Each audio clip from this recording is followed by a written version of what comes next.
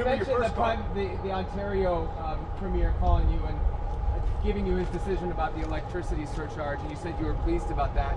Will you make a different decision now about the tariffs on Canada? Will you reduce it? At that, but probably so. Yeah.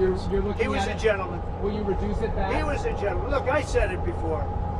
We give Canada $200 billion a year. We subsidize Canada between all of the things we give them and trade. We give them. We don't have to have cars made in Canada. We don't have to have lumber from Canada. We have tremendous lumber. We have tremendous trees.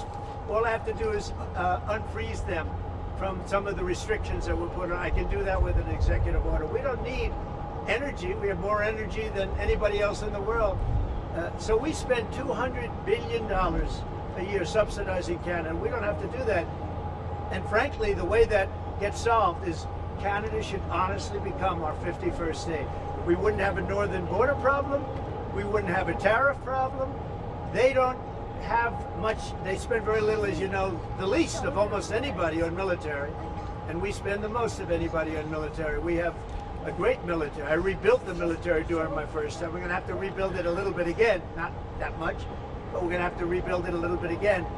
But Canada would be great as our cherished 51st state. You wouldn't have to worry about borders. You wouldn't have to worry about anything. And by the way, Canada is very highly taxed, and we're very low tax. We're considered a low tax nation because of me, because I cut the taxes so low. So the people of Canada would pay much less tax. But just to be it clear, makes a lot of sense. And by the way, when you take away that artificial line that looks like it was done with a ruler, and that's what it was. Some guy sat there years ago and they said, "Rah."